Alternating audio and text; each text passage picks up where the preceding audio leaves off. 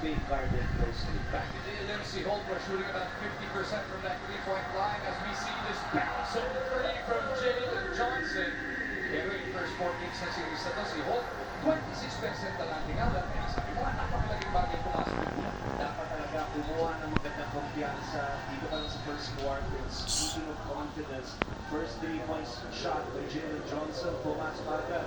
Remember, he's coming off a very low output points-wise at 13 points. Pero yun na nga, umawa yung kanyang lagyan. 3-point shot na natin sa atin ang Arena Plus Sportsbook. 5-3 is the score. Ranger shot by Blue. Brownlee will step back. 30 ball is good. So this is what you want to see if you are Barangay Ginebra. Knocking down shots from the 3-point area. They only have 5 threes the entire game in game 4. And if I were to go back to the average of the skis from the 3-point area, 13 made per ball game. So ang laking drop na naman. Mamuya with a mid-range jumper. Right from the get-go, we've got a seesaw battle here in Game 5. Leave a pick. Whistle there on Rosario.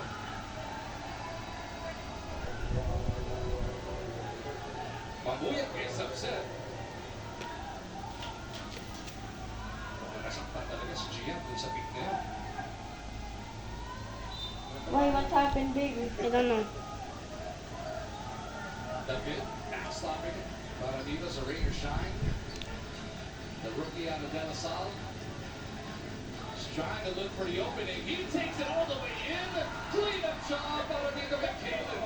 And that is not a good sign for Barangay Ginebra because I've counted 4 points, 2 offensive rebounds. So points of second chance advantage ito may last the Painters sa first quarter.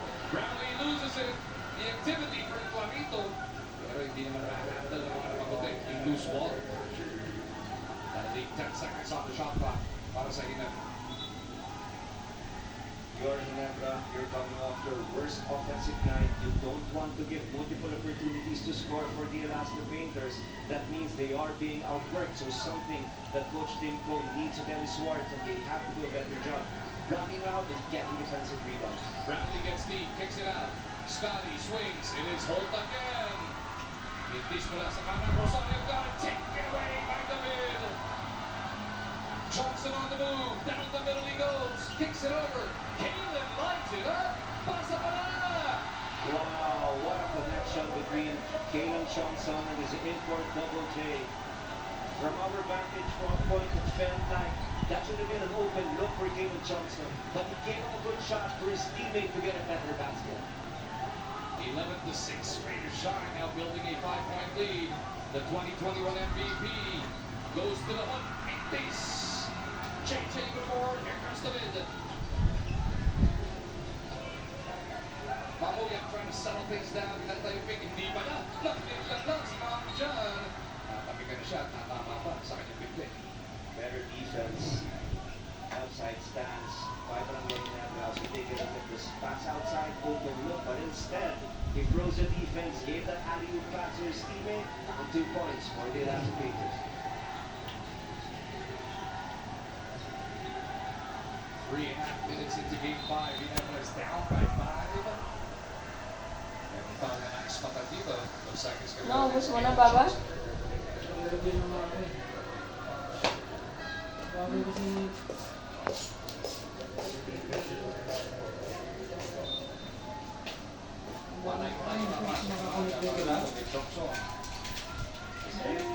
course, is limit the touches of Justin Brownlee.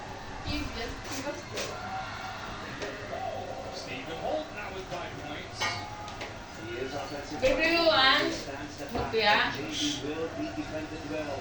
Abarientas will also be covered. So it is a great opportunity to find open looks and he's knocking down shots early in this game. Johnson surveys the floor, looks to